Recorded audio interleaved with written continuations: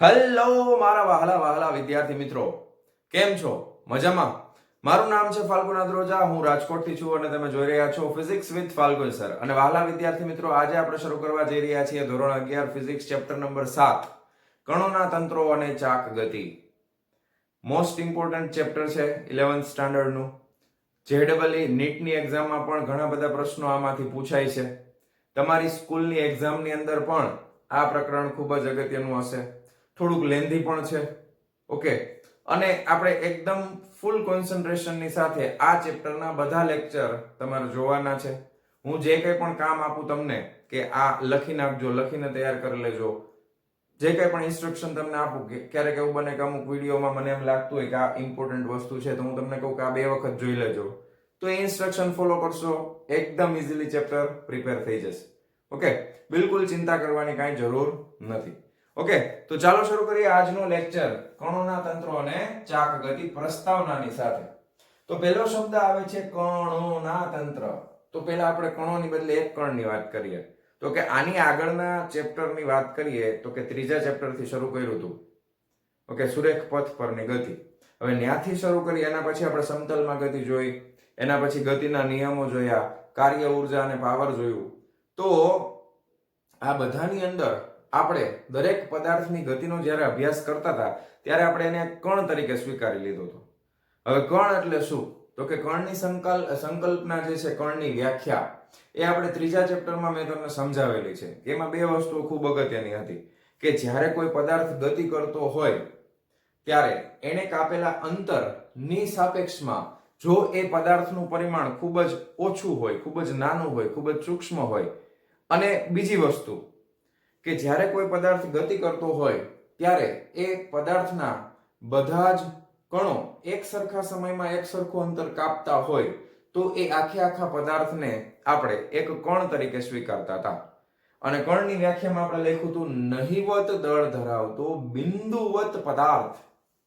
Okay, દાખલા તરીકે હું ટપકું કરું છું તો આને આપણે કણ તરીકે સ્વીકારી શકાય. તો કે આ કણની વ્યાખ્યા જ આ છે, નહિવત દળ ધરાવતો બિંદુવત પદાર્થ. હવે આની પાસે કઈ કદ હોય? તો કે આની પાસે કઈ કદ ન હોય. ઓકે, આને ગુજરાતીમાં દળ બિંદુ, બિંદુ એટલે પોઈન્ટ, દળ એટલે માસ, દળ બિંદુ પણ કહેવામાં આવે છે. આની પાસે કઈ કદ હોતું નથી.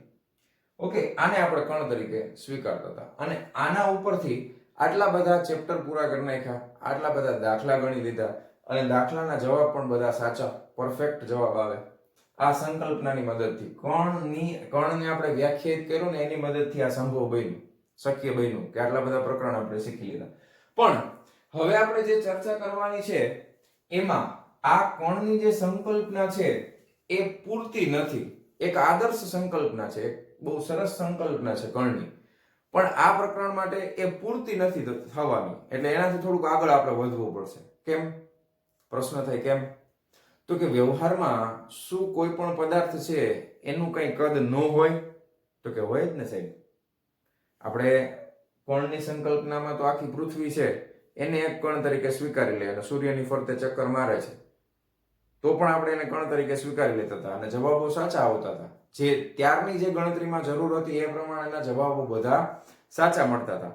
પણ હવે આપણે જે ગણતરીઓ કરવાની છે એમાં આપણે કોઈ પરિમિત પદાર્થ, પરિમિત એટલે શું?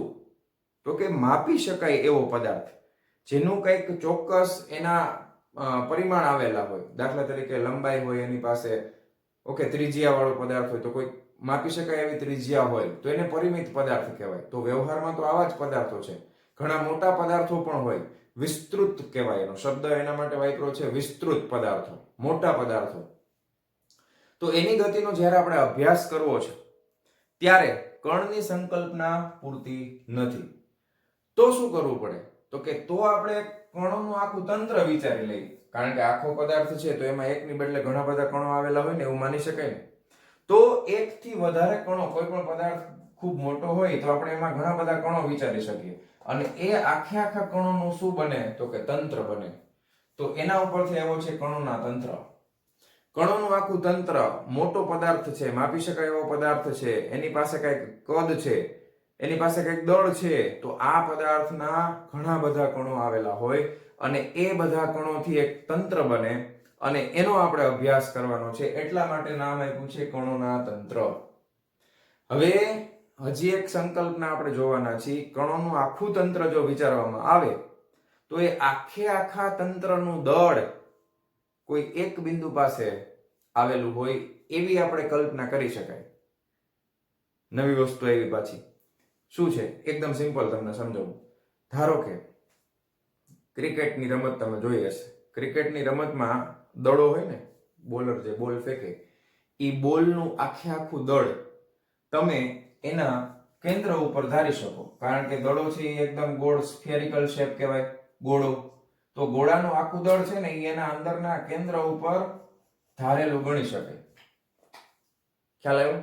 તમે ધારો કે ક્રિકેટર બેટ થી આને ફટકારે તો એકદમ આનું જે સેન્ટર ઓફ માસ છે એ દાખલા તરીકે આ બેટ હોય એને એક્ઝેક્ટ વચ્ચેના ભાગમાં આવે તો 6 લાગે, બરાબર. પણ કટ લાગી જાય તો આ દળ સેન્ટર ઓફ માસ છે એ ખસી ગયું હોય ને, આમ દડો આમ થઈ ગયો તો અહીંથી કટ લાગે તો પછી કેચ થઈ જાય. ખ્યાલ આવ્યો? તો આ એક કલ્પના છે, આપણે કરવી પડશે, કારણ કે ઘણી બધી ગણતરીઓમાં આની જરૂર પડશે. એને કહેવામાં આવે છે દ્રવ્યમાન કેન્દ્ર. શું કહેવાય? દ્રવ્યમાન કેન્દ્ર. અને ઇંગ્લિશમાં એને કહેવાય સેન્ટર ઓફ માસ. આ પણ એક ખૂબ અગત્યનો ભાગ છે. આનું એક અલગથી ચેપ્ટર હતું ઓલ્ડ ટેક્સ્ટ બુકમાં, અને ચાક ગતિનું અલગ ચેપ્ટર હતું. બે ભેગા કરીને એક ચેપ્ટર બનાવી નાખ્યું. પણ આના વિશે અત્યારે આપણે બહુ જાજી ડિટેલમાં ચર્ચા નહીં કરીએ. એકદમ સિમ્પલ એક્ઝામ્પલ મેં તમને આપ્યું છે કે ગોળો હોય, કોઈ પણ ગોળો, તો એનું કેન્દ્ર છે એનું આખું દ્રવ્યમાન છે એના કેન્દ્ર ઉપર આપણે ધારેલું ગણી શકાય.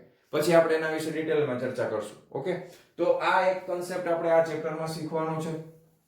ઘણા બધા કન્સેપ્ટ તો શીખવાના છે, પણ મેઇન વસ્તુ આપણે જોઈએ. એના પછી હવે જ્યારે તમારે કોઈ પદાર્થની ગતિનો અભ્યાસ કરવો છે ત્યારે એક બીજી વસ્તુ જોવાની છે કે આપણે પદાર્થને માનવાના છીએ દ્રઢ પદાર્થ. કેવો પદાર્થ માનવાના છીએ? તો કે દ્રઢ પદાર્થ. દ્રઢ શબ્દથી તમે પરિચિત હશો. આપણે એકદમ સુદ્રઢ છે. આપણે દ્રઢમાં પાછું આગળ શું લગાવી દઈએ કે સુદ્રઢ છે, એકદમ વધારે મજબૂત. એમ ખાલી દ્રઢ એટલે મજબૂત જ થાય એમ, પછી એમાં આગળ સુદ્રઢ ન લગાવ ચાલે. દ્રઢ પદાર્થ. દ્રઢ એટલે શું? દ્રઢ પદાર્થની વ્યાખ્યા શું છે? તો ઘણાને એમ થાય દ્રઢ શબ્દ આવે એટલે આપણને એમ થાય કે મજબૂત એટલે ઘન પદાર્થ જેવું હશે. પણ ઘન પદાર્થમાં અને દ્રઢ પદાર્થની સંકલ્પનામાં બેમાં થોડોક તફાવત છે. તો પહેલા આપણે દ્રઢ પદાર્થની વ્યાખ્યા જોઈએ અને પછી આપણે જોઈએ કે શું કહેવા માંગે છે. તો ધ્યાનથી સમજો. વ્યાખ્યા હું લખું છું કે ભાઈ આદર્શ રીતે એક દ્રઢ પદાર્થ એ એક સંપૂર્ણપણે ચોક્કસ અને અપરિવર્તિત આકાર ધરાવતો પદાર્થ છે. આ પહેલું વાક્ય. આદર્શ રીતે એક દ્રઢ પદાર્થ એ એક સંપૂર્ણપણે ચોક્કસ અને અપરિવર્તિત આકાર ધરાવતો પદાર્થ છે. ખ્યાલ આવી ગયો? પછી આવા પદાર્થના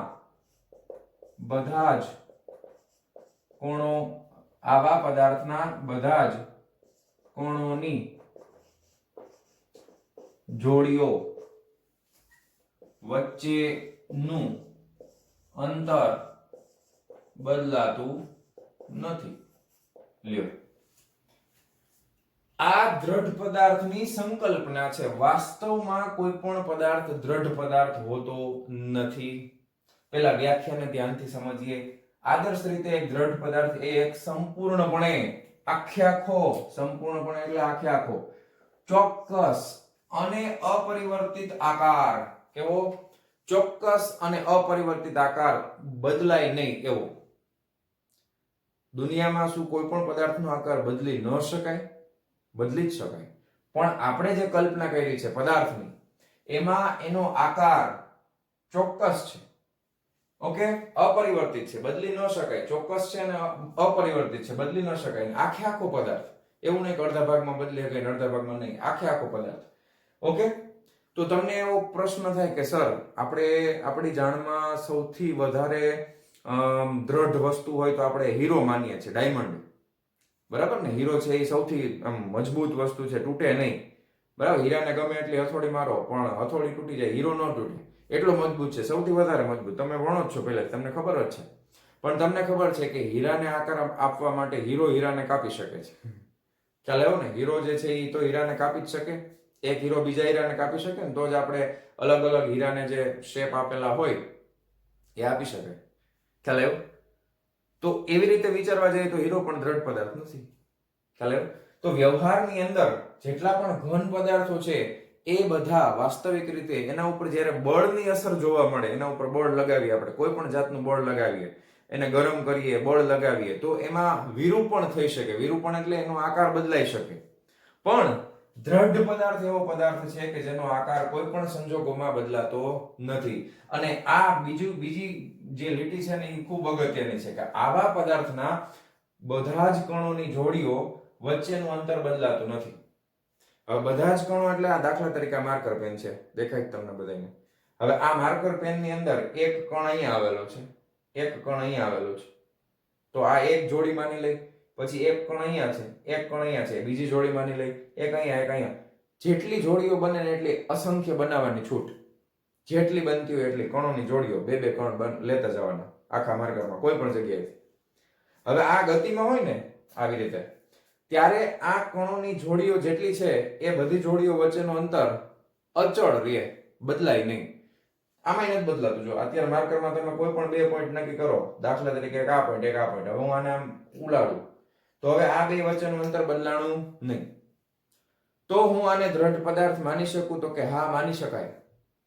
કારણ કે આપણે દ્રઢ પદાર્થની સંકલ્પના, વાસ્તવમાં તો કોઈ પદાર્થ દ્રઢ છે જ નહીં, કારણ કે આ માર્કરને મારે ભાંગી નાખ્યું હોય, તોડી નાખ્યું હોય તો હથોડી મારું તૂટી જાય કે નહીં? હા કે ના? તૂટી જાય ને. તો આ દ્રઢ પદાર્થ ન માની શકાય. પણ આપણે જ્યારે આ માર્કર આવી રીતે ગતિ કરે છે ત્યારે મારે એની ગતિનો અભ્યાસ કરવો છે, એટલા પૂરતો હું આ માર્કરને દ્રઢ પદાર્થ માની લઉં. કઈ વાંધો? કોઈ વાંધો નથી. કારણ કે આ હવામાં આવી રીતે ઉડે છે ત્યાં સુધીમાં શું એના કણો વચ્ચેનું અંતર, જોડીઓ વચ્ચેનું અંતર બદલાઈ ગયું? તો કે ના. તો આપણે એવા દરેક પદાર્થને અભ્યાસ દરમિયાન દ્રઢ પદાર્થ તરીકે લઈ શકીએ છીએ. હવે તમારું કોન્સેપ્ટ ક્લિયર દ્રઢ પદાર્થનો? ઓકે, વ્યાખ્યા ક્લિયર? રેડી? ઓકે, આ કણોની જોડીઓ વચ્ચેનું અંતર બદલાતું નથી. હા, તો આ વ્યાખ્યામાં આ શબ્દો ઉપર ખાસ ભાર આપજો. સંપૂર્ણપણે ચોક્કસ અને અપરિવર્તિત આકાર, કણોની જોડીઓ વચ્ચેનું અંતર બદલાતું નથી. હવે બીજી વસ્તુ તો કે આપણે જે ચેપ્ટરમાં અભ્યાસ કરવાના છીએ એમાં આપણે કેવા કેવા પદાર્થોને દ્રઢ પદાર્થ તરીકે લઈ શકાય. દાખલા તરીકે પૈડા છે. પૈડા એટલે વ્હીલ, ગાડી હોય એના વ્હીલ હોય, ટાયરની વાત નથી કરતો. પૈડા એટલે વ્હીલ સમજવાના તમારે. એનો આકાર બદલાતો નથી એવું આપણે ધારી લેશું. પછી દાખલા તરીકે કોઈ સ્ટીલનો થાંભલો છે, ઓકે, તો એનો આકાર પ્રેક્ટિકલી બદલાય હો, પણ આપણે જ્યારે એની ગતિનો અભ્યાસ કરશું ત્યારે બદલાતો નથી એવું ધારી લેશું. દાખલા તરીકે અણુની વાત કરવામાં આવે જેની અંદર ઇલેક્ટ્રોન, પ્રોટોન ને બધું હોય, તો અણુ ગતિ કરતા હોય ત્યારે એનો આકાર બદલાતો નથી. અથવા તો કોઈ ગ્રહ છે એને પણ આપણે શું માની લેવાના છે? દ્રઢ પદાર્થ. હવે પ્રેક્ટિકલી એવું બની શકે કે એમાં એને મરોડવું એટલે શું કરીએ? તો કે આમ મેળી નાખો, આપણે નથી કહેતા મેળી નાખો, કે હાથ, મારો હાથ મેળી નાખ્યો કે ઓલા, એટલે આને મરોડવું એટલે આવી રીતે ટ્વિસ્ટ કરવું. તો એ જે મરોડ આવતી હોય પછી એને તમે વાકું વાળતા હો, થોડું ઘણું વાકું વળી શકતું હોય, પછી એમાં કંઈ કંપન એટલે વાઇબ્રેશન આવતું હોય, તો એ જો અમુક ઓછા પ્રમાણમાં હશે તો એને અવગણી અને આખા પદાર્થને આપણે દ્રઢ પદાર્થ તરીકે લઈ લેવાના છીએ. ખ્યાલ આવી ગયો? તો આ છે આ પ્રકરણની પ્રસ્તાવના. પ્રસ્તાવનામાં સૌથી ઇમ્પોર્ટન્ટ દ્રઢ પદાર્થની સંકલ્પના. દ્રઢ પદાર્થ કોને કહેવાય? ઓકે, તો આ વ્યાખ્યા ખાસ જો ઇન્સ્ટ્રક્શન હવે આપું છું, આ વ્યાખ્યા એવું લાગે તો 2 વાર લખી નાખો, વ્યવસ્થિત શબ્દો ઉપર ફોકસ કરીને સમજી લો કે શું કહેવા માંગે છે. ઓકે, ક્લિયર છે? તો આ પ્રસ્તાવના કમ્પ્લીટ કરી. હવે આપણે આના પછીનો ભાગ જોવાના છીએ. ચાલો જવા દઉં છું. ચાલો ચાલો વિદ્યાર્થી મિત્રો, હવે નેક્સ્ટ ટોપિક છે એક દ્રઢ પદાર્થને કયા પ્રકારની ગતિ હોઈ શકે. ઓકે, આપણે જે ચર્ચા કરવાની છે એમાં આપણે બે પાર્ટ પાડી દઈશું એટલે તમને વધારે એકદમ પરફેક્ટલી સમજાઈ જાય. હવે પહેલી ગતિ જે છે અને બીજા નંબરની ગતિ છે એનું નામ હું પહેલા લખી નાખું છું, પછી તમને સમજાવું એ શું કહેવા માંગે છે.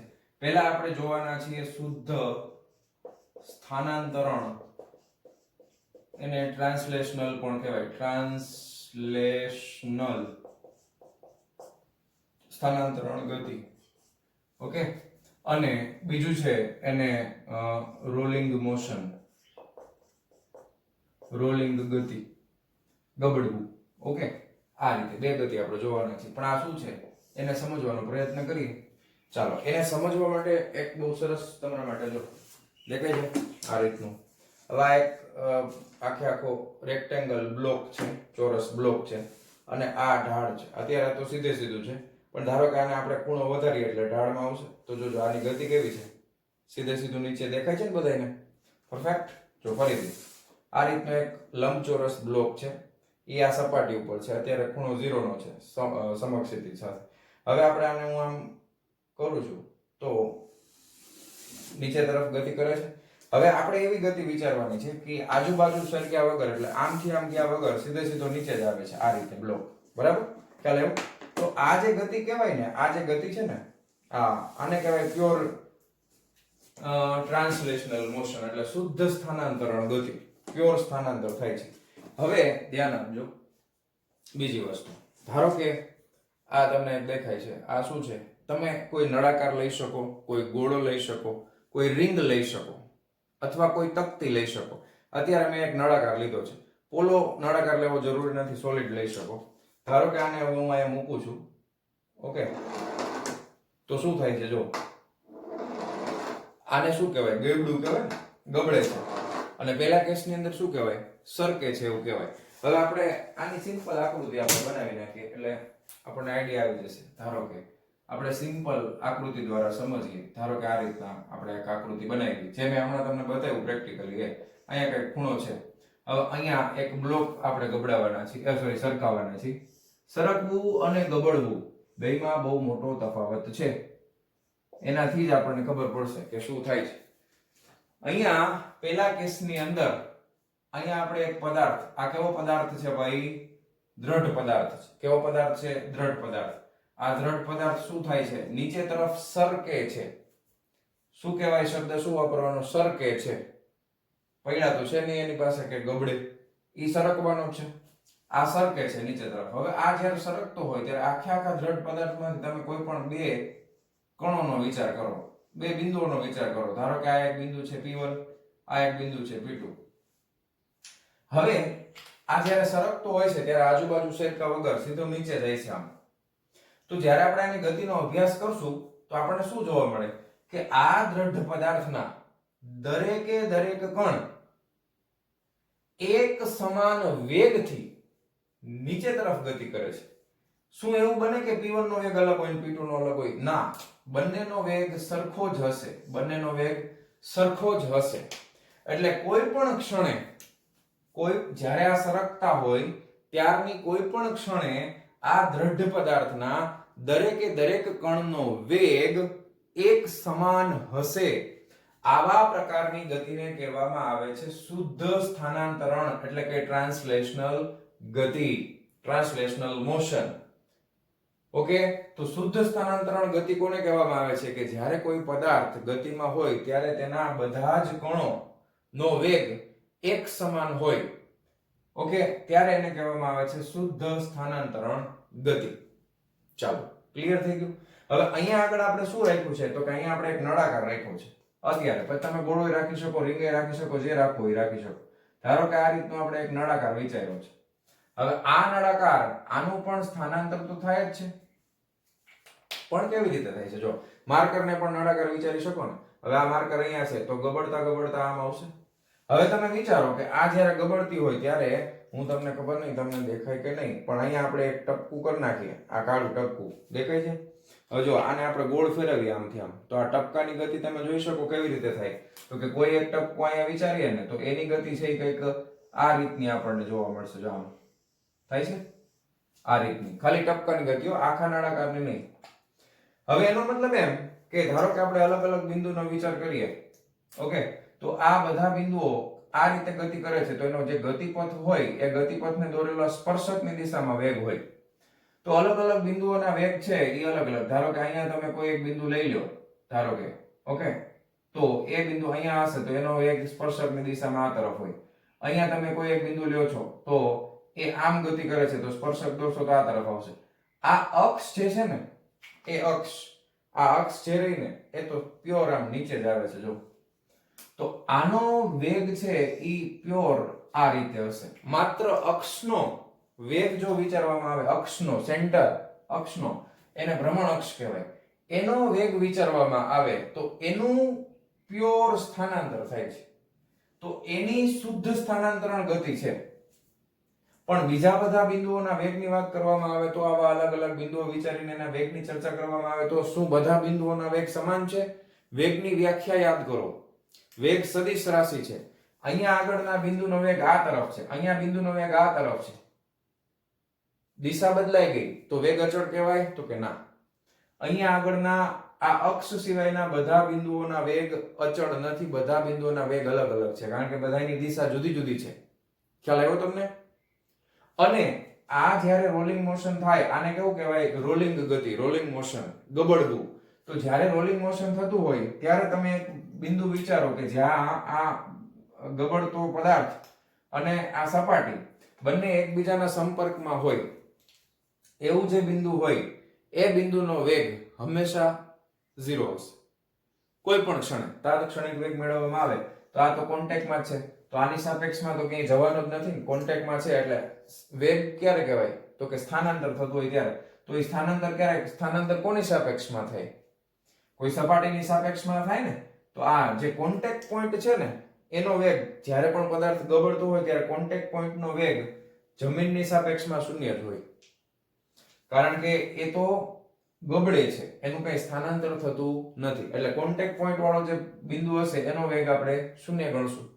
તો અહીંયા આગળ જોવા મળે છે બે વચ્ચેનો તફાવત કે આમાં બધા જ બિંદુઓનો વેગ સરકવાના કોઈ પણ ક્ષણે એક જ સમાન હોય છે, જ્યારે અહીંયા આના બધા બિંદુઓના વેગ અલગ અલગ છે. માત્ર અક્ષ જે છે ને એનું સ્થાનાંતર થાય છે. ખ્યાલ આવે તમને? તમે લપસિયા ઉપરથી સરકતા હો તો ઈ સરખા કહેવાય. ગબડવું એટલે ગોળ ગોળ ફરવું, બરાબર? તમારે આ માર્કર પેન, તમે પેન્સિલ યુઝ કરતા હો, ઓલા ઉપર મૂકી દો એટલે પેન્સિલ ગબડે. રમત એ નથી કરતા ઘણીવાર આવી રીતે, તો આને ગબડવું કહેવાય. સરકવું, ગબડવું, તમને ખ્યાલ આવી ગયો છે. ડિફરન્સ તમને ખબર જ હોય આટલી વાર, અત્યારે તો ખબર જ પડી ગઈ હોય ને. ચાલો હવે ધ્યાનથી જોજો. આના ઉપરથી છે ને આપણને શું ખબર પડી કે આમાં માત્ર સ્થાનાંતર છે. આમાં શું થાય છે? તો કે આમાં માત્ર સ્થાનાંતર થાય છે. આમાં સ્થાનાંતર તો થાય જ છે. તમે કહો સાહેબ સ્થાનાંતર એવું તો નથી ને? આ ગબડતું ગબડતું અહીંયા આવી જશે આખો પદાર્થ, તો પદાર્થે પોતાની જગ્યા બદલાવી એટલે સ્થાનાંતર તો થયું જ કહેવાય ને. તો આમાં સ્થાનાંતર તો થાય જ છે, પણ હારે હારે કંઈક બીજું પણ થાય છે. શું થાય છે? કંઈક બીજું, કુછ કુછ હોતા હૈ, બરાબર? તો આમાં કંઈક બીજું જે થાય છે ને એ આપણે ગોતવાનું છે. ખ્યાલ આવ્યો? કંઈક બીજું શું થાય છે? તો કે કંઈક બીજામાં આપણે કંઈક માત્ર આપણે આમાંથી છે ને હવે શું કરવું છે? જો સ્થાનાંતર કરીને જ્યારે ધારો કે હું તમને આખી ડ્રોઈંગ કરીને સમજાવું તો ગબડતા ગબડતા આ રીતે આવે છે, ગબડતો ગબડતો ગબડતો અહીંયા આવી ગયો. ઓકે, પદાર્થ ક્યાં આવી ગયો? અહીંયાથી અહીંયા આવી ગયો. તો આ જે સ્થાનાંતર થઈ ગયું, આ સ્થાનાંતરને કાઢી નાખવું છે. આ સ્થાનાંતર થવા, ધારો કે x જેટલું સ્થાનાંતર થયું, તો આ સ્થાનાંતરને મારે થવા દેવું નથી, તો સ્થાનાંતર કાઢી નાખો. તો સ્થાનાંતર કાઢી નાખી તો કંઈક બીજું વધશે. તો કંઈક બીજામાં આપણે શું સમજવાનું? તો કે આ ગોળો, આ નળાકાર, એ એની અક્ષ છે ને, આ એની અક્ષ કહેવાય. એની અક્ષ જે હોય ને એને આપણે કરી દેવાની સ્થિર. આને શું કરી દેવાની? તો કે સ્થિર. તમે ખાસ સમજો, શબ્દોને ધ્યાનથી સમજો. સ્થિર એટલે તો કે આને મારે બીજું જે કંઈક થાય છે ને આ ચાલુ રાખવાનું છે. કંઈક બીજું છે એને ચાલુ રાખવાનું છે, એટલે આ અક્ષને સ્થિર કરી દો એટલે આ માર્કર છે એ આમ તો ફરશે જ ને. જો આની જગ્યા બદલાય છે? ના, જગ્યા બદલાય છે માર્કરની? તમે જોવો છો વિડીયોમાં, તો આની જગ્યા બદલાય છે. જો આની સાપેક્ષમાં આમ જ કરું છું ખાલી, બરાબર, તો અહીંયાથી એની જગ્યા બદલાતી નથી, આ જગ્યા ઉપર ગોળ ગોળ ફરે છે. તો આ ફરવાનું ચાલુ રાખવાનું છે, ખ્યાલ આવ્યો તમને? આમ ફરવાનું ચાલુ રાખવાનું છે, પણ એની અક્ષ સ્થિર છે. સ્થિર શું કામ કહી શકાય? કે જ્યારે આપણે આને જોઈએ ને ત્યારે આપણને એ લાગે એ જ જગ્યા ઉપર પોતાની જગ્યા. તમે ધારો કે અહીંયા કોઈ એક રેફરન્સ બિંદુ, સંદર્ભ બિંદુ નક્કી કરી નાખો, આ જગ્યા, તો આની સાપેક્ષમાં આનું કેન્દ્ર છે એ બદલાતું નહીં હોય. એટલે એક રીતે જોવા જઈએ તો આ પદાર્થ સ્થિર લાગે, પણ કઈ ગતિ પણ છે, ખાલી સ્થિર નથી. એના કણો છે એક એક ગતિમાં છે. તો આ જે બીજું કંઈક છે ને એનું નામ છે ચાક ગતિ. આ બીજાનું નામ શું છે? ચાક ગતિ. ખ્યાલ આવ્યો તમને? કેવી રીતે મળી ચાક ગતિ? આ હતું માત્ર સ્થાનાંતર, pure rolling, pure translational motion, શુદ્ધ સ્થાનાંતરણ ગતિ. એમાંથી આપણે ભણ્યા રોલિંગ ગતિ. તો રોલિંગ ગતિમાં બે વસ્તુ થાય છે, સ્થાનાંતરિત થાય છે અને બીજું કંઈક થાય છે.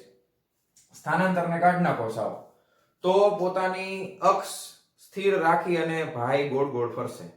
તો આવી ગતિના બીજા ઉદાહરણ તમે આપી શકો? આપી શકાય કે ન આપી શકાય? તમારા ઘરે જે સીલિંગ ફેન છે, પંખો, તો એ પંખો એના 3 પાંખિયા આમ ગોળ ગોળ ફરતો હોય, બરાબર, તો એ પંખાનું કેન્દ્ર બિંદુ તમે નીચે ઉભા રહીને જુઓ, સેન્ટર પોઈન્ટ, તો ઈ તો તમારી આંખની એક્ઝેક્ટ સામે જ હશે, પણ એના પાંખિયા છે એ આમથી આમ ગતિ કરતા હશે, એટલે એ આખે આખું આમ ફરે છે ગોળ.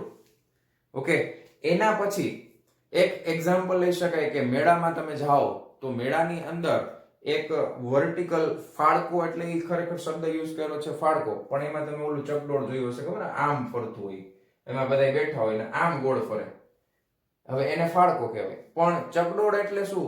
મેરી ગો રાઉન્ડ એટલે શું? તો કે એ ગોળ હોય આમ, એમાં બહુ જાજો ડિફરન્સ નથી, આમ ફરે કે આમ ફરે. પછી કુંભારનો ચાકડો, તો કુંભાર જે માટલા ઘડતો હોય તો એના માટેનો જે ચાકડો હોય, તો એની ગતિ પણ ગોળ જ થતી હોય.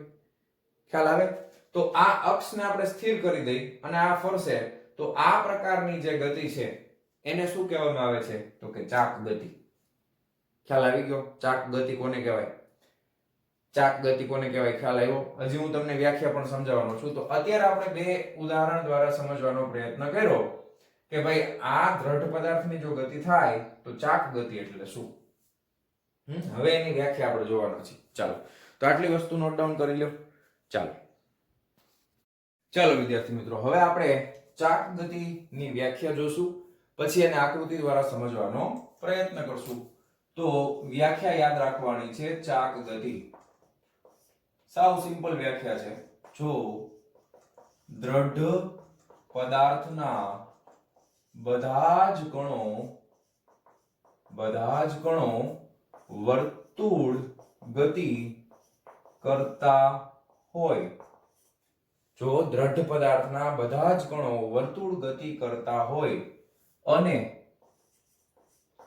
આ વર્તુળોના કેન્દ્રો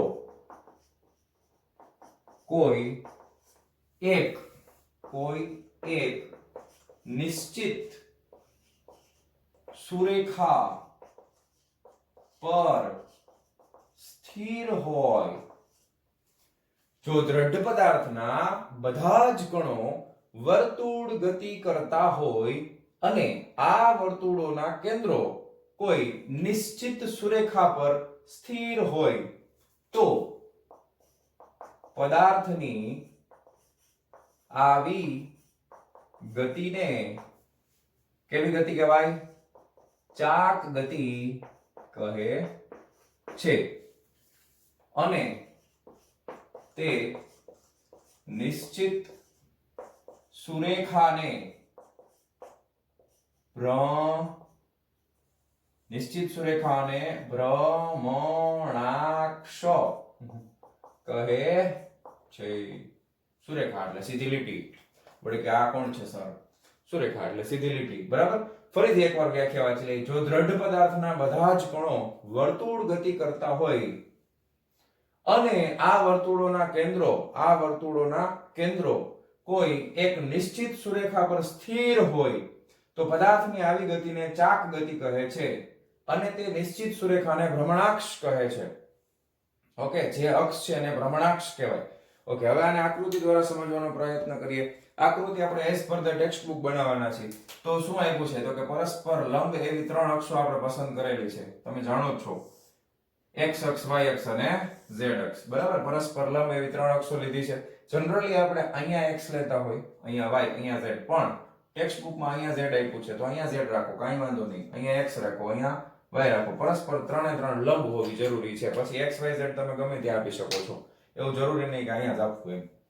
હાલો, હવે છે ને z અક્ષને અનુલક્ષીને આપણે એક દ્રઢ પદાર્થ દોરવો છે, અને ઈ દ્રઢ પદાર્થ છે ને એનો આકાર નિશ્ચિત ન હોય. તમે ગમે એવો દ્રઢ પદાર્થ લઈ શકો. ઓકે, તો એ નિશ્ચિત આકારનો કોઈ દ્રઢ પદાર્થ નથી. આપણે ખાલી સમજવા ખાતર એવું સમજીએ કે કોઈ દ્રઢ પદાર્થ છે એ અનિયમિત આકારનો આ રીતે આપેલો છે. ઓકે, આ દ્રઢ પદાર્થ થઈ ગયો. હાલો, બરાબર. હવે તમારે કેવી રીતે સમજવાનું છે એ પહેલા તમને સમજાવી દઉં. તમારા ઘરે તમે બટેટા ખાતા હો કે ડુંગળી ખાતા હો કે કોઈ પણ ફ્રૂટ ખાતા હોય, સફરજન છે, અત્યારે શિયાળો હાલે છે, જામફળ છે, એ ફ્રૂટમાં વચ્ચે તમારે એક લાકડાની સળી અથવા તો સુયો, જો ઘરે સુયો આવેલો હોય તો સુયો, એ તમારે ઘુસાડી દેવાનો. ઓકે, અને પછી એ સુયાને તમે ગોળ ફેરવો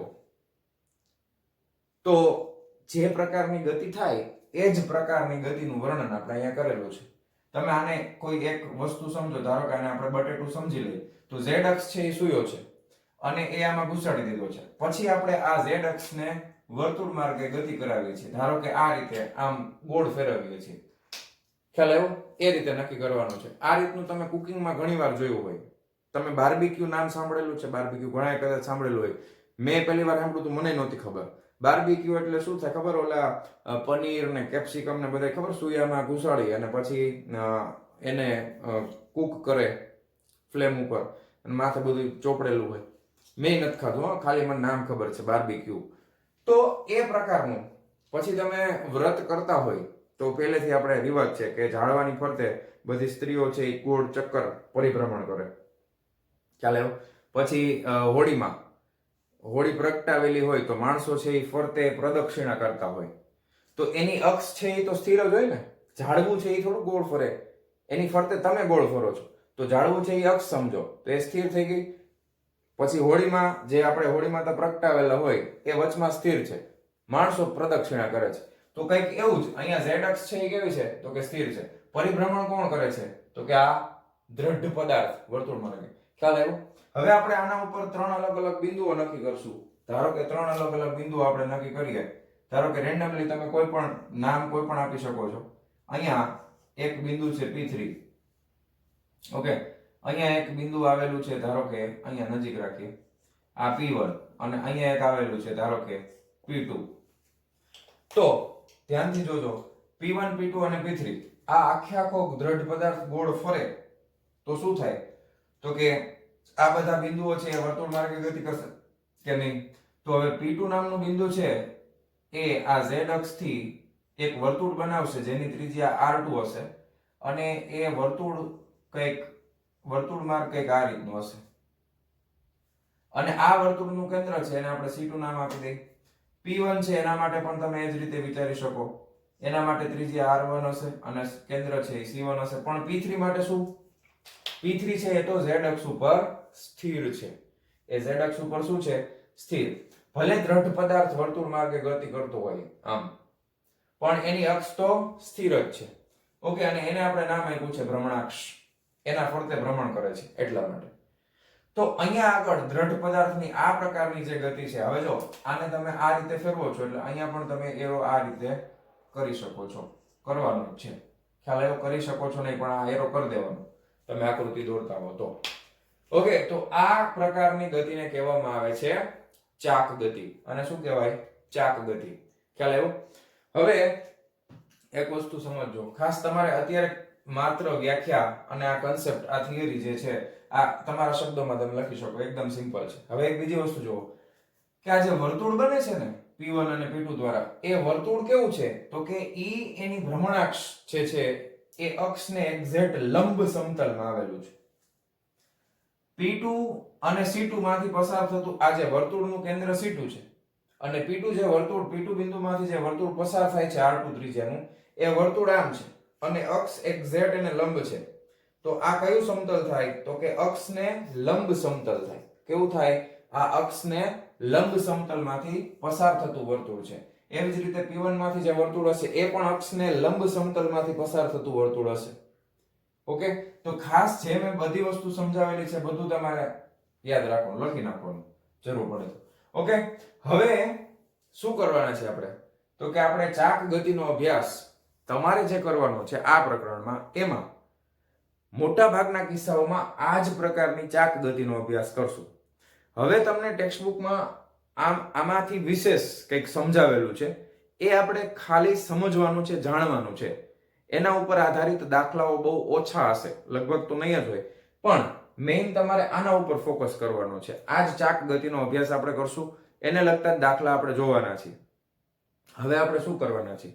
તો કે હવે જે એની આ ભ્રમણાક્ષ છે ને એ અત્યારે સ્થિર છે, પણ આપણે એ ભ્રમણાક્ષને હવે સ્થિરની બદલે એ ભ્રમણાક્ષને પણ આમ ફેરવશું. પછી ભ્રમણાક્ષને ફેરવતા ફેરવતા એક બિંદુ પાસે આવશું. એ બધું કરવા માટે મારે અહીંયા આકૃતિ દોરવી પડશે, એમાં ટાઈમ બગાડવો નથી મારે. એટલે તમે આટલી વસ્તુ નોટ ડાઉન કરો અને પછી હું ડાયરેક્ટ આકૃતિની સાથે તમને સમજાવું છું. ચાલો, તો ફટાફટ આટલી વસ્તુ નોટ ડાઉન કરો અને આગળ વધીએ છીએ. ચાલો, જવા દઉં છું. ચાલો ચાલો વિદ્યાર્થી મિત્રો, હવે આપણે ચાક ગતિમાં થોડુંક એક્સ્ટ્રા નોલેજ મેળવવાનું છે. શું કહે છે? તો કે ચાક ગતિમાં હજી એક પ્રકારની ગતિ શક્ય છે. તમે બધાએ ફરતો ભમરડો જોયો હશે. હવે અત્યારના ટાઈમમાં તમે જે ભમરડા ફેરવો છો એ બધા લગભગ ચાઇનીઝ ભમરડા હોય છે. નાના છોક ચાઇનીઝ તમે જોયું, ચાઇનીઝ એટલે અલ્ટિમેટલી હવે કેવું હોય તમને ખબર છે, એમાં એક સ્પ્રિંગ આપેલી હોય, પછી ઉપરથી આમ ગોળ ફેરવવાનું એટલે સ્પ્રિંગ ટાઈટ થાય, સ્થિતિ ઉર્જાના સ્વરૂપે સંગ્રહ થાય, પછી ઉપર બટન દબાવી એટલે એ છૂટે, પછી ગોળ ફરે, પછી એમાં પાછી લાઇટ આપેલી હોય, પછી પાછું મ્યુઝિક વાગે. જ્યાં સુધી જોયા છે ને એવા, એ અત્યારના લેટેસ્ટ ભમરડા. અમે હતા ત્યારે આવા ફેરવતા, દોરી બાંધી લેવાની, દોરીથી ખેંચીને આમ બરાબર લઈ લઈએ એટલે શું થાય? ભમરડો ફરે. પણ અહીંયા આગળ જે ભમરડો ફરે છે ને એમાં એક વસ્તુ આપણે નોંધવાની છે કે એ ભમરડો સ્થાનાંતરિત થતો નથી. એટલે ફરતો ફરતો આમ નથી જતો, પોતાની જગ્યા ઉપર જ ફરે છે.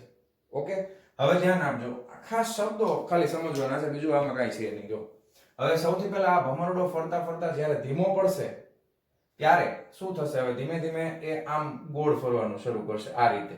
તો એની આ જે ભ્રમણાક્ષ છે ઈ એક શંકુ માર્ગે આગળ વધે છે. જો તમે માનો કે આ એક વર્ટિકલ અક્ષ છે.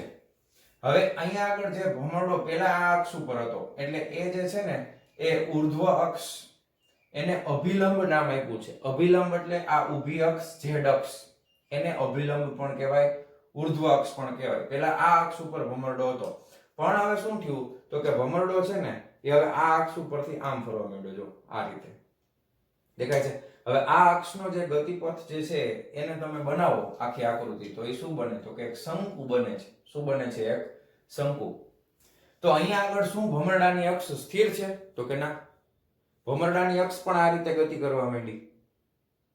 ઓકે, પણ એક વસ્તુ સ્થિર છે. જો શું? તો કે આ ભમરડો જે આ બિંદુ પાસે આવેલું છે ને, આ ભમરડાનું આ બિંદુ, તો અક્ષ જે છે એ હંમેશા કોઈ એક બિંદુમાંથી પસાર થાય છે.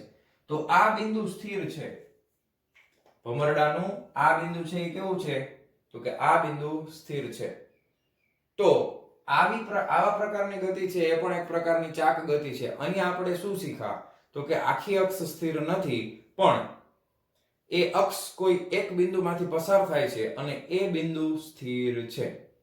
તો ભમરડાની આ પ્રકારની જે શંકુ માર્ગે થતી ગતિ છે ને એના માટે એક શબ્દ વાપર્યો છે સરસ મજાનો, જેનું નામ છે ધૂર્ણન.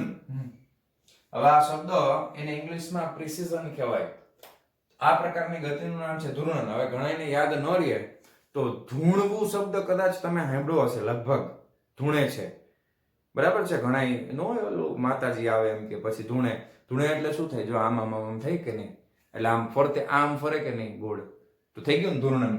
ધૂણવું અને ધૂર્ણન બે ઓલમોસ્ટ એટલે યાદ રહી ગયું કે નહીં?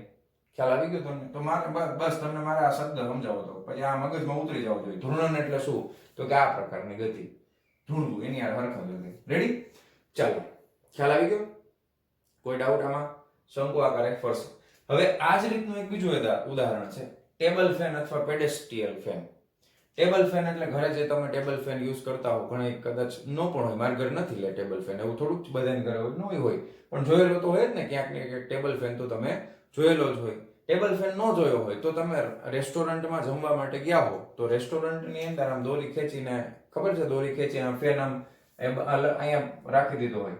ઓકે, સીલિંગ ફેન ની આ રીતે હોય અને પછી આ રીતે આમથી આમ દોરી ખેંચો એટલે આમથી આમ એડજસ્ટ થાય. તો એ પેડેસ્ટ્રીયલ ફેન છે. હવે આ ફેનમાં શું હોય તો કે એના જેવી જ ગતિ થાય છે. કેવી રીતે? તો કે આ જો, આ એની ઉર્ધ્વ અક્ષ છે.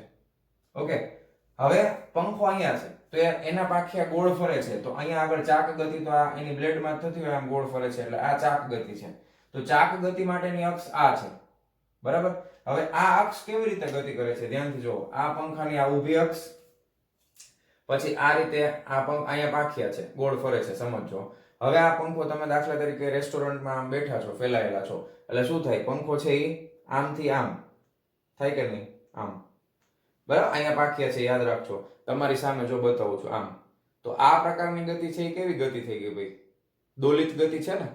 આમથી આમ થાય એને કેવી કહેવાય? દોલિત ગતિ. તો અહીંયા આગળ અક્ષ કેવી ગતિ કરે છે? દોલિત ગતિ કરે છે. પણ આ જે બિંદુ છે એ કેવું છે? સ્થિર છે. તો આ બે ગતિ કેવી કહી શકાય? સરખી ગતિ છે એવું કહી શકાય. ખ્યાલ આવ્યો?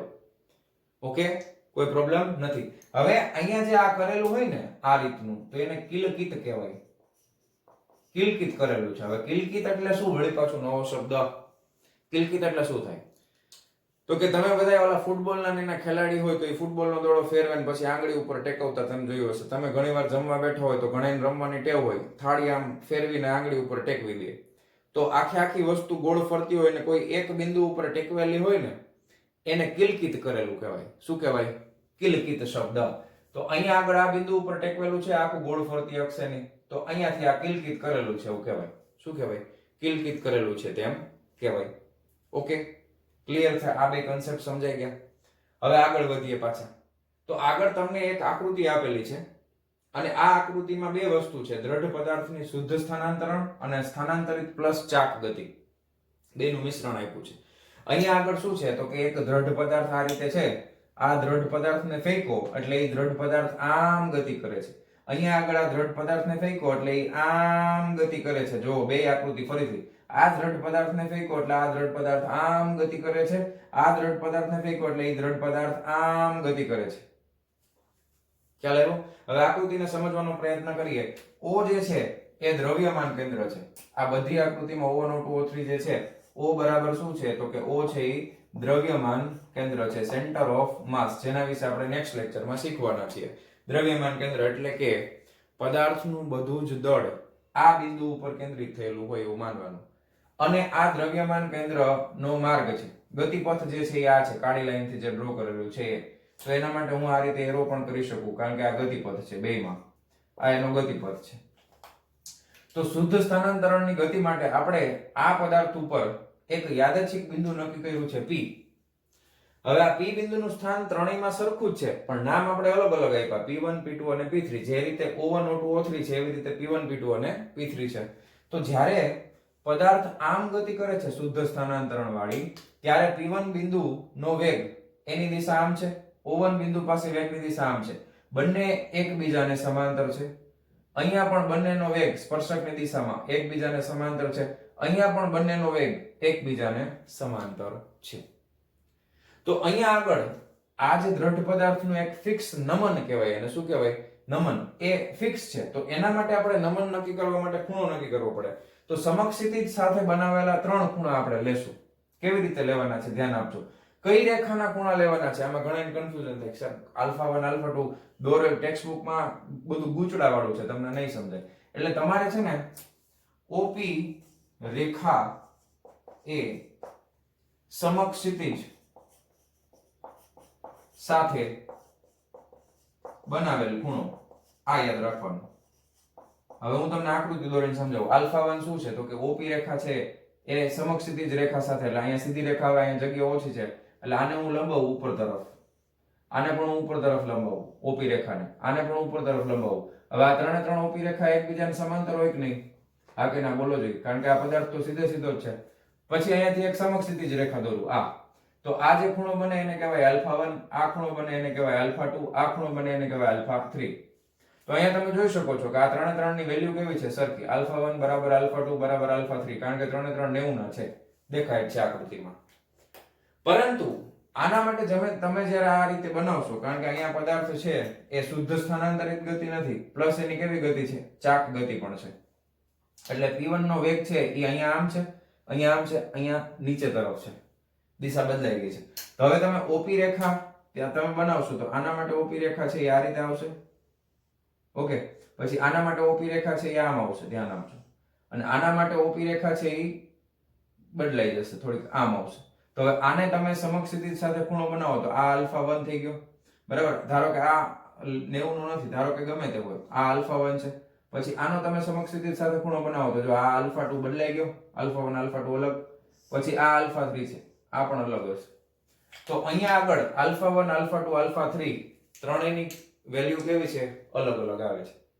તો આ કિસ્સાની અંદર સ્થાનાંતરિત પ્લસ ચાક ગતિ છે, કારણ કે O બિંદુનો વેગની દિશા અને P બિંદુના વેગની દિશા બંને એકબીજાને સમાંતર નથી, અલગ અલગ બિંદુઓ પાસે. આ કોઈ એક ક્ષણે, કોઈ સમયના કોઈ ક્ષણે લીધેલા આ ફોટોગ્રાફ્સ છે પદાર્થને ફેંક્યો તો ત્યારના. ઓકે, અને પછી આપણે એની ગતિનો અભ્યાસ કરી રહ્યા છીએ, ખ્યાલ આવ્યો? તો અહીંયા આગળ ચાક ગતિને લગતા બધા જ ઉદાહરણો આપણે જોઈ લીધા, પ્રસ્તાવના પણ આપણે જોઈ લીધી.